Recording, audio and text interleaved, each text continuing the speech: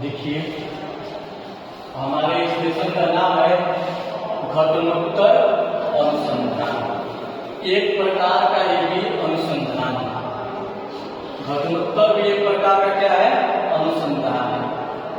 घटनोत्तर क्या है? क्योंकि हम लोगों ने प्रयोगात्मक अनुसंधान पढ़ दिया है, अब हमारे सामने आया घटनोत्तर अनुसंधान। घटनोत्तर क्या है?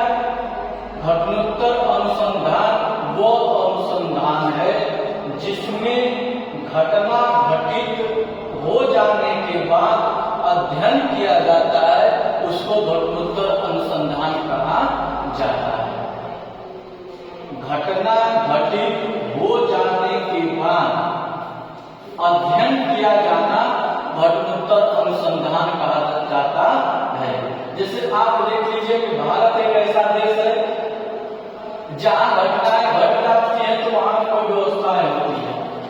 उदाहरण देख लीजिए, हमारे देश में पहले कोई व्यवस्था नहीं होगी, जब घटना घटेगी तो वहां व्यवस्था होगी।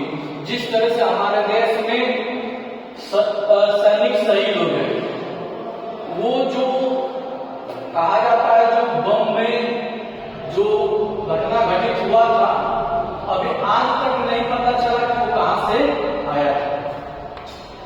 और कहा जाता है कि जिन रास्तों से सैनिकों का झुंड जाता है उन रास्तों को खाली करा दिया जाता है, लेकिन वे रास्ता खाली नहीं था, तो घटना घटने के बाद लोग चले।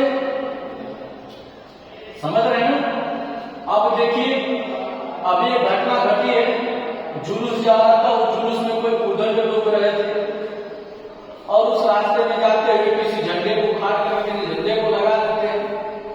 उसका परिणाम ये होता है कि वहां अहिंसा उत्पन्न हो जाती है।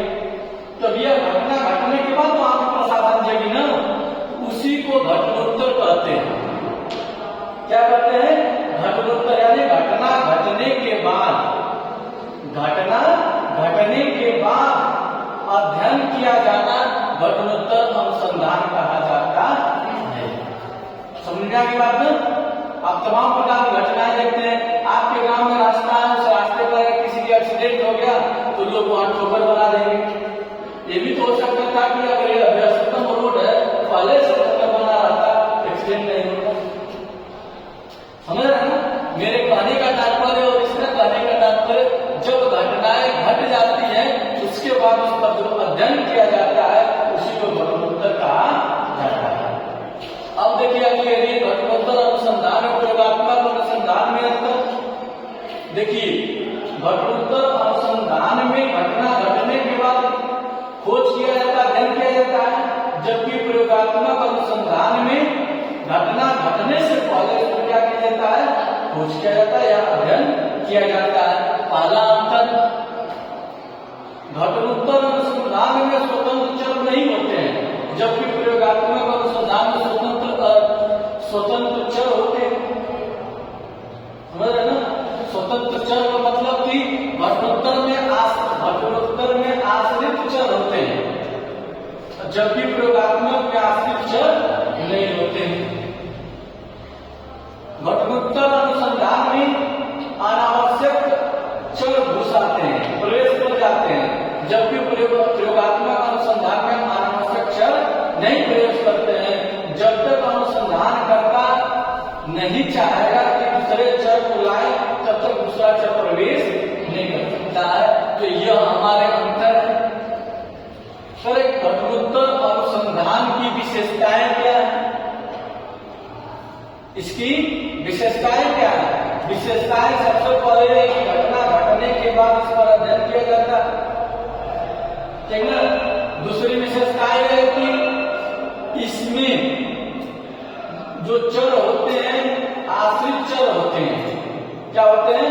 आश्रित चर, तो स्वतंत्र चर नहीं होते हैं। और इसकी मुख्य विशेषता यह है कि इसमें जब घटना कहीं घटती है, जब उसका अध्ययन किया जाता है, तो वहां पर अनावश्यक तत्वों का, अनावश्यक चरों का आ जाना। समझ रहे हैं ना?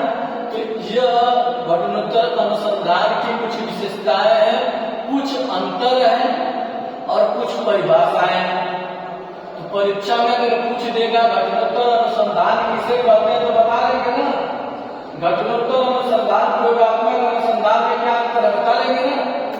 इसकी विशेषता क्या बता देंगे ना, यह आपके लिए होमवर्क रहेगा, कल करके लाएंगे। ठीक है, धन्यवाद।